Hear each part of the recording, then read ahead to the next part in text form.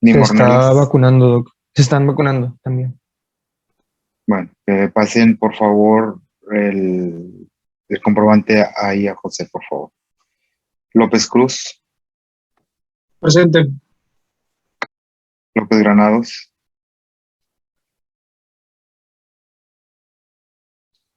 Maldonado Alonso, Presente. Moreno Sepúlveda, Palma Lerma, Presente. Presente. Quevedo Ábalos. También está en la vacuna. Ok, que le pase el comprobante a José. Rivera Sánchez, Presente. Rodríguez Estrada, Está batallando con su internet, doctor, pero está intentando entrar. ok. Romero Contreras, Presente. Ruiz Rivera, Sánchez Caudana, Solís Zavala, Presente. Vallejo Martínez, Presente. Zavala Reyes, Presente. Zorrilla Pérez, Presente. Lerma Salazar. Muy bien, muchachos, a los que dijeron presente y apagaron su cámara después de que la tenían prendida, la tienen falta.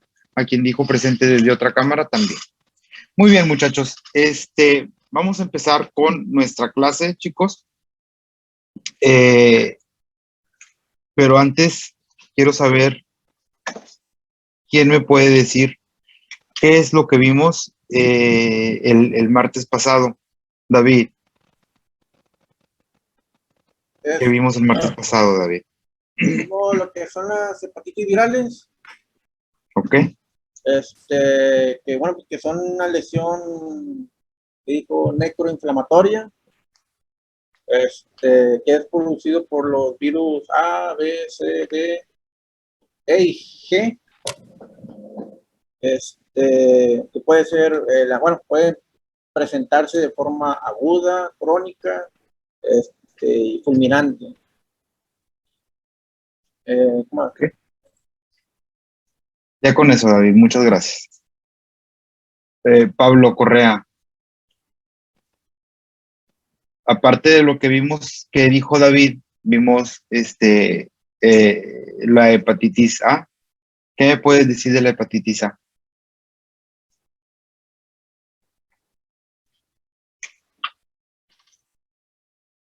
No, pues David no me habló de la hepatitis A.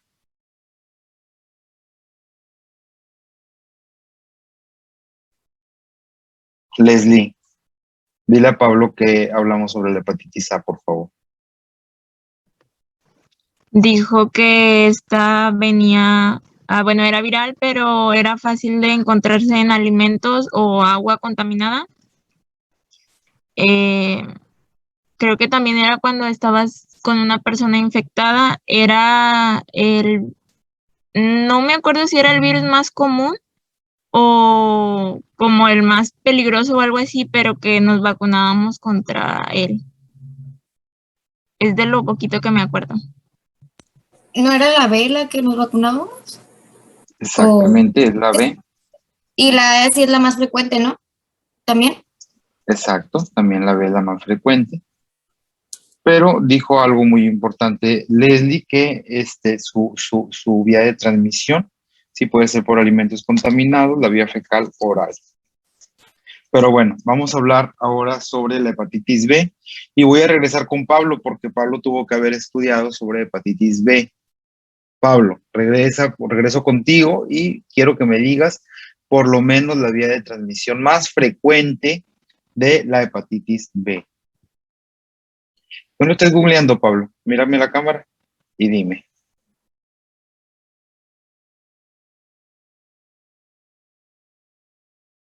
¿Me preguntas o me dices? Yo te estoy preguntando a ti. Según tú es por agujas, el más frecuente. Eliud, ayúdale a Pablo, Eliud. La más frecuente, la vía de administración más frecuente. Por igual por ¿cómo se llama? Eh, No lo estés googleando, Eliud, dime. no estoy googleando. Ok. Tenía mis Yo quiero. por A ver, transmisión Diana. con Si era por transmisión de sangre sangre. y por sangre, Son- por agua. Creo que son fluidos, o sea, es transmisión de fluidos infectados. ¿Sí? Yo me acuerdo que había mencionado algo sobre la guerra, que por eso era. Pero ahí, eso fue en la A, no en la B. No Estamos fue en hablando la de la B, B. ¿no? Es por vía parenteral. Es por vía parenteral, exactamente, es por vía parenteral. Hay tres maneras de infectarse, pero la más común, no lo digo yo, lean el libro, muchachos. Las más comunes, de hecho, son dos, es de la madre al hijo y por transmisión sexual. Muy bien, muchachos, pues me da mucho gusto saber que no estudian, algunos de ustedes, me da mucho gusto saber que sí estudian, algunos de ustedes. Vamos a empezar con la hepatitis B y les voy a compartir mi pantalla. ¿La pueden ver? Sí. Bueno, perfecto. Muchachos, la hepatitis B es un cuadro clínico de ictericia transmitida por vía parenteral, como lo habíamos dicho hace un momento. Su etiología dice que el virus de la hepatitis B es el virus prototipo de la familia de los Hepatnaviridae. El VHB se une a la superficie de la célula y la penetra. Eso es todo sobre la etiología. En la epidemiología podemos decir que la distribución geográfica de la hepatitis B es cosmopolita. ¿A qué se refiere con eso? Que va de país en país. Los mayores reservorios por VHB son portadores asintomáticos y pacientes con hepatitis aguda. Eso es algo pues muy bueno en realidad, porque es bueno para los pacientes porque la mayoría de ellos son asintomáticos y por ahí se dice que ni siquiera son anictéricos también, ni siquiera andan presentando ictericia. Eso es bueno para ellos. Lo malo es que como no saben, lo están y están infectando a más personas, como lo habíamos dicho, que lo más frecuente es por transmisión sexual, una de las vías de transmisión más frecuentes. Por lo general, las VHB, muchachos, o la VHB se queda como una hepatitis aguda, sin embargo, también hay crónica que puede llegar a ser fulminante. En el mundo, las áreas de elevada prevalencia por infección por VHB son África, China, Amazonas, Islas Pacíficas y la población esquimal en los Estados Unidos. Algo muy importante es que es nada más la población esquimal, donde los estudios o la ayuda médica no está tan al alcance de la mano para todos. Por eso se menciona Estados Unidos, a comparación, por ejemplo, de África, que hay mucha desinformación acerca de esta enfermedad causada por el virus B. El VHB está presente en elevadas concentraciones en sangre, suero y exudados serosos y en moderada cantidad en saliva, secreciones vaginales y semen de las personas infectadas. De ahí el hecho que una de las transmisiones o de las vías de transmisión más frecuentes sea la transmisión sexual. La infección se transmite a personas susceptibles por la ruta parenteral, vertical, que significa que es de la madre al producto, y por contacto sexual, siendo las dos últimas las más frecuentes formas de transmisión. Algo muy importante es que la transmisión de manera vertical de la madre al producto, un gran porcentaje, el 90% de los bebés que se hayan infectado de esta manera van a llegar a la cronicidad. La mortalidad por hepatitis B es de 0.5 a 1.5%, es muy bajo en realidad. Sin embargo, existe y hay que saber de ella. Patogenia y patología. La existencia de portadores crónicos sin daño hepático sugieren que el VHB no es un virus citopático en el humano y que muchos mecanismos inmunológicos son los responsables de la inflamación, es decir, que no es propio la lesión del hígado. En la infección aguda existen cambios degenerativos y regenerativos que coexisten con una acumulación difusa o bien distribuida de las células mononucleares inflamatorias que llevan a alteración lobular. La hepatitis B puede evolucionar a enfermedad crónica en el 2 a 10% de los casos, pero aquí estamos hablando en realidad de grupos de edad, porque acuérdense lo que les comenté de los recién nacidos infectados por medio de la madre, o también se puede decir de manera vertical. En la clasificación histológica se reconocen la hepatitis crónica persistente, la hepatitis crónica lobular o hepatitis crónica activa, que es lo mismo con cirrosis o sin esta, de las cuales vamos a hablar más adelante. Menos del 10% de los casos de hepatitis crónica persistente progresan a cirrosis. En contraste, los pacientes con hepatitis crónica activa que presentan necrosis progresan con más frecuencia a cirrosis. Vamos a verlo ahorita por separado estas dos.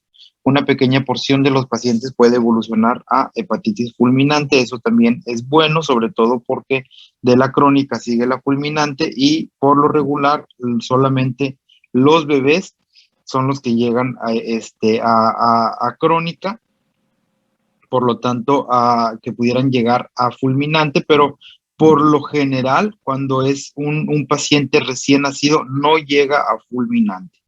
La regeneración se presenta si el paciente logra sobrevivir varios días con muy poco daño residual, o sea, pudiera regresar el paciente a su estado normal. El hígado del paciente se regenera. Cuadro clínico, en 60-70% de los casos la presentación es anictérica, es lo que yo les decía, un gran porcentaje, muchachos, no llega a la ictericia, que por un lado para el paciente está bien, pero para las personas que conviven con él es malo. 20-35% cursan con ictericia. Como pueden ver, es grande la diferencia entre los anictéricos con los ictéricos. Cuando la infección es sintomática, es similar al VHA y al VHC. Ya saben de qué se trata el VHA. El VHC les adelanto un poco, por lo regular es asintomática. El 90% tienen recuperación completa y un 2 a 10% progresan a la cronicidad, muchachos. Esto, como se los había dicho, pues depende del grupo de edades. El 90% de los recién nacidos de madres portadoras positivas tendrán una enfermedad crónica. Eso también ya se los había dicho, muchachos. Los bebés que se infectaron de manera vertical, el 90% de ellos va a llegar a ser crónica. Lo bueno es que del 90% de ellos, un muy bajo porcentaje son los que en realidad van a llegar a fulminante. Los niños siempre van a aguantar más que los adultos, a comparación del adulto, aunque es muy poco el porcentaje que el adulto llega o pasa de crónica a fulminante. El adulto, por lo regular, una vez estando en fulminante, sí va a morir. Pues el tratamiento para es muy difícil y más adelante vamos a hablar de él, lo vamos a comentar. Niños, la enfermedad aguda generalmente es más leve y su curso es menos prolongado que en adultos. Aquí se trata de que en niños es más leve y el curso es muy pequeño, es de días, mientras que en el adulto es en semanas, sino que hasta meses. La historia de la enfermedad puede dividirse en 3 fases. Tenemos la preictérica, la ictérica y la de convalescencia. Y vamos a ver cuáles son cada una de ellas. La preictérica, muchachos, tenemos que puede presentarse fiebre, malestar general, astenia, adinamia, hiporexia, náusea, vómito, dolor abdominal, urticaria y artralgias. El hígado puede encontrarse crecido y blando. En la ictérica, la primera manifestación suele ser coluria.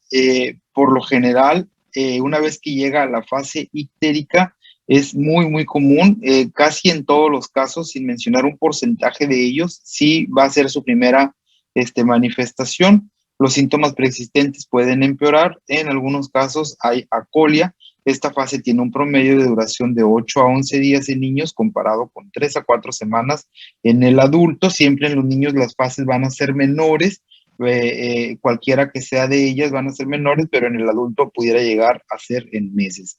Mientras que el niño en días nada más. Al disminuir la ictericia, los demás síntomas también se van remitiendo, y ya una vez que el paciente deja de estar ictérico, podemos ver en él una mejoría muy, muy, muy notable. Y por último, la fase de convalescencia dice que durante la fase de convalescencia el paciente se va reintegrando paulatinamente a sus actividades diarias. La pérdida de peso es común en los adultos. Muchachos, aquí es bien importante porque en realidad el paciente puede tener un buen peso en la fase ictérica, en la preictérica, en la ictérica, pero cuando llega la convalescencia, cuando en realidad ya el paciente va saliendo, se podría decir de alguna manera, de la enfermedad, el paciente empieza a perder peso. Y es muy notable porque la pérdida de peso es muy, muy drástica en por lo menos una semana. La infección por VHV puede evolucionar a hepatitis crónica, cirrosis y carcinoma hepatocelular, pues eso ya sabemos que es muy malo.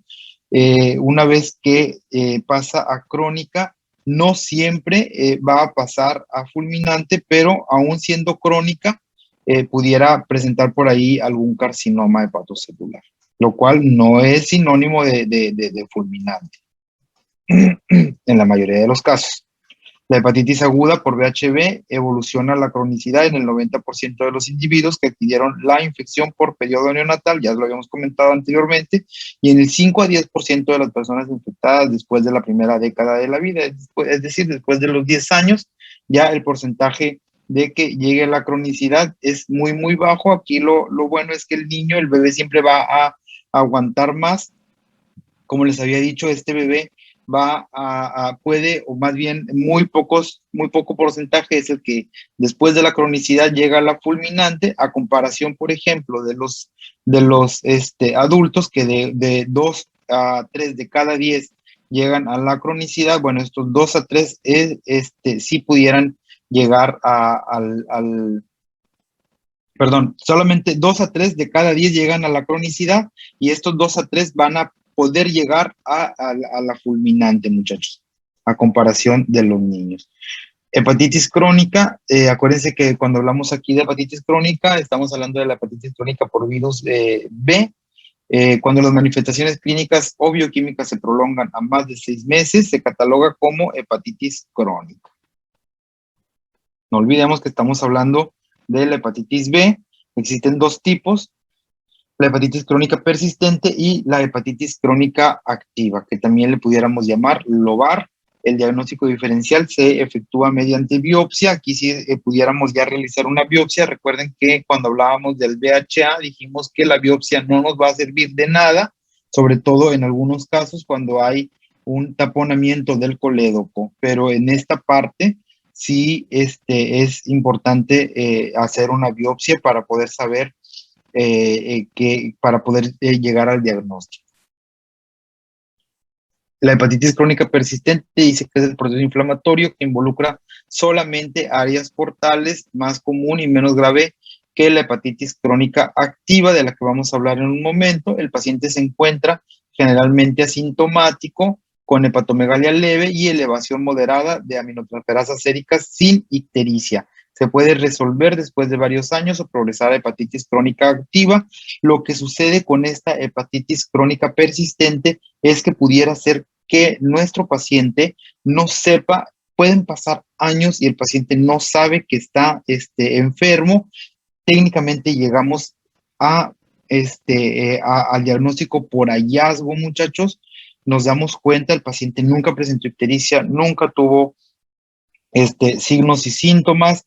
El paciente pasó años y por algún motivo se sacó sangre, se hizo exámenes, tal vez trató de hacer una transfusión sanguínea por ahí, una donación, y se dio cuenta que el paciente tenía un problema de hepatitis por virus B que llegó a ser crónica, por lo mismo, porque no había signos y síntomas, se hizo crónica, pero eso pudiera ser en el mejor de los casos, porque en el peor tenemos la hepatitis crónica activa, que dice que progresa generalmente a cirrosis. La enfermedad se caracteriza por episodios recurrentes de ictericia. Aquí, a comparación de la persistente, pudiéramos estar pensando que la hepatitis viene y se va, viene y se va. Bueno, aquí no, no es la hepatitis, es la ictericia. El paciente puede durar tal vez un mes con ictericia, un mes sin ictericia, un mes con ictericia y así sucesivamente.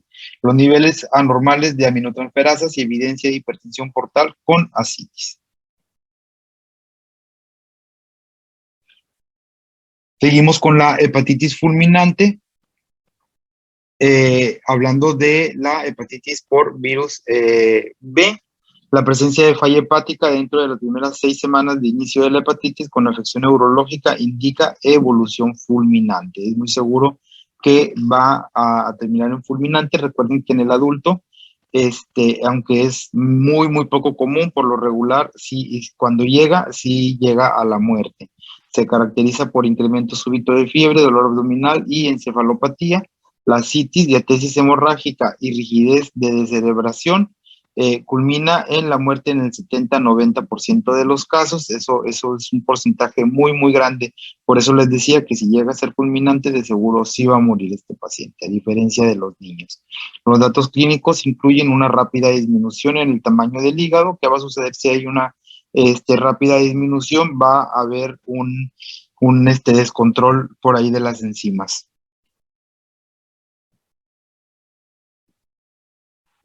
¿Alguna pregunta, muchachos? Muy bien.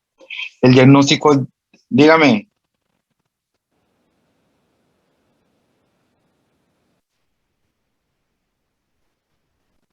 No se da cuenta el paciente.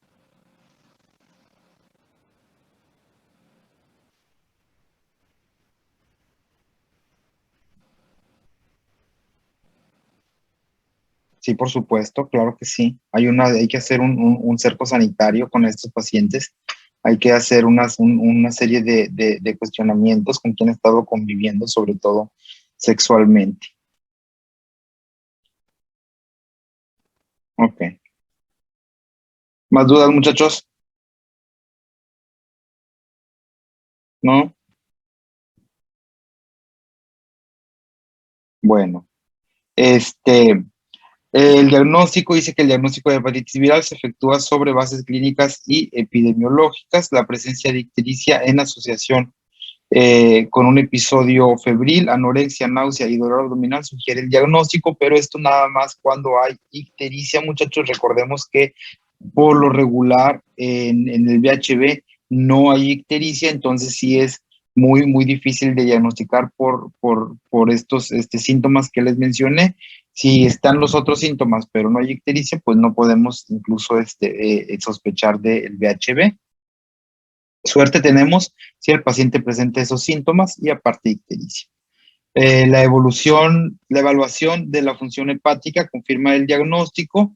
Generalmente existe aumento de la bilirrubina directa en suero con elevación de aminotransferasa, AST o TGP y ALT o TGO, pero esto no es propio de un problema hepático. En realidad, pudiera haber algún problema real, renal, que nos esté causando también esto, chicos. Entonces, pues en realidad pudiera servirnos para darnos una base, pero no para llegar al diagnóstico final.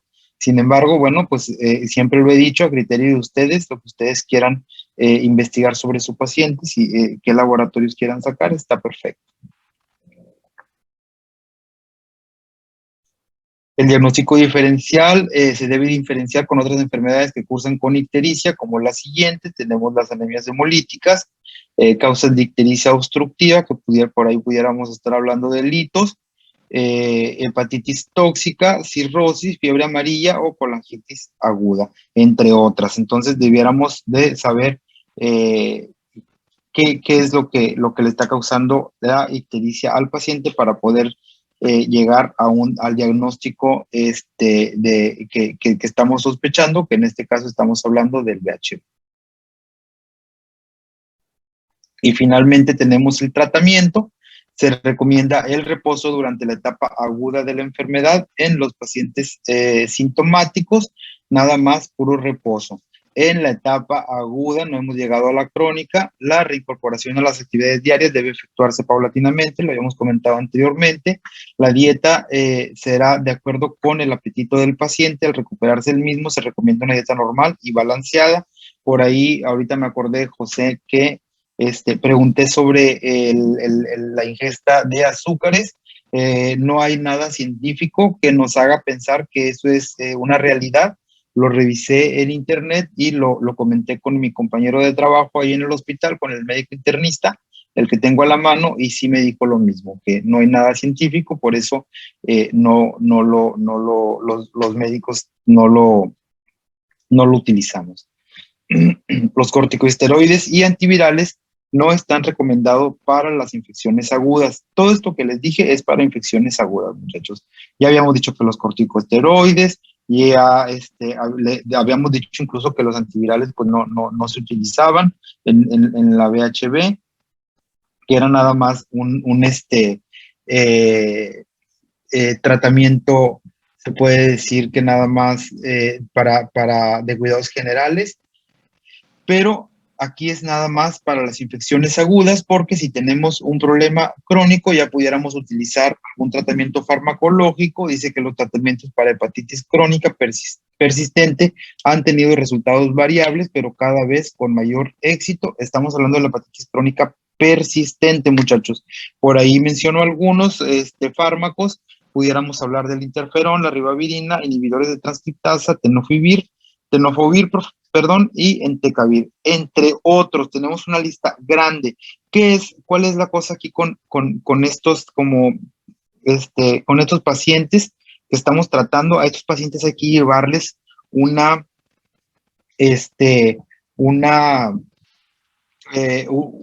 observación, un seguimiento, porque estos pacientes tienden a hacer reacción al medicamento, o incluso podrían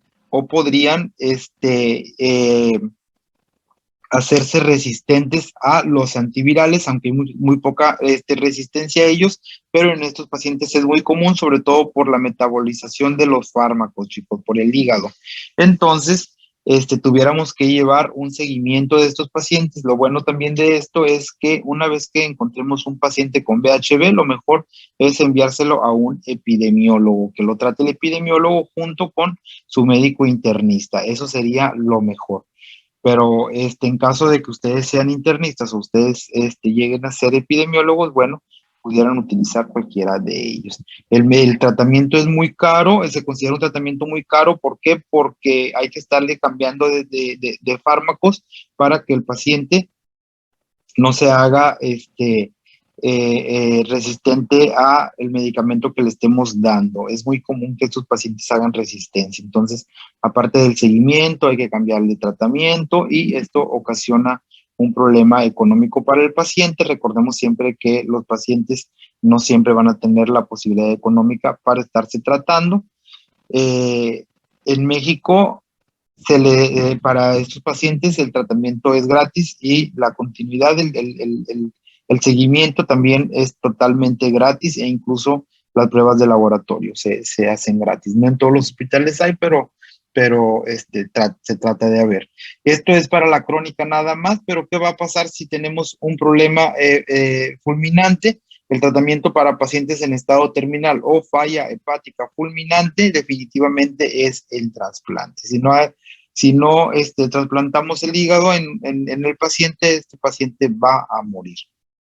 Sabemos que no tenemos, aquí en México el trasplante no es tan fácil, pero es lo que se debe llevar a cabo en el caso de que sea fulminante. ¿Preguntas, chicos? Para los otros no tiene nada que ver la edad. Si llega fulminante, puedes trasplantarlo. Pero la verdad, no creo que vayas a encontrarte a alguien así como que fácilmente para trasplantar. Yo tengo una pregunta, doctor. Adelante. En caso de la fase aguda, si nuestro paciente se resiste a llevar el reposo que debe de llevar porque sus actividades de la vida cotidiana no se lo permiten, y prefiere que le demos algún tipo de tratamiento para esto, ¿qué le podríamos dar? No le puedes dar nada, porque en realidad si está asintomático, que es lo que más puede suceder en la etapa aguda, pues el paciente se puede quedar de esa manera. Ahí sí lo puedes tú mantener. Y de igual manera es tu responsabilidad como médico hacer una investigación, obviamente, con quién está este paciente, con quién está teniendo actividad sobre todo sexual o actividades diarias. Lo mejor sería pues que lo refirieras con el epidemiólogo, ya que él se haga cargo de este paciente, pero no le puedes, no tenemos por qué estarle dando ni corticosteroides ni antivirales en la etapa aguda. Ok, gracias, doctor. De nada. ¿Preguntas, chicos? Nada, muy bien. Ya para terminar, tenemos la actividad que se llama trabajo del día y son 10 preguntitas que ustedes tienen que responder de acuerdo a lo que hemos visto desde el BHA y el BHB. Ustedes tienen por ahí ya las diapositivas y de ahí van a sacar estas preguntas, muchachos. Quiero que lo hagan ya, por favor. Tenemos tiempo para que lo terminen ahorita mismo. Y me lo envíen ahorita mismo.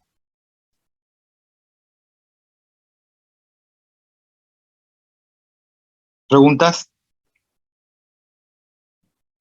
Doctor, yo entré tarde porque no podía, estaba batallando con el internet Sí, me y no comentaron. alcancé la lista. ¿Cómo te pidas? Rodríguez Estrada. Sí, ok.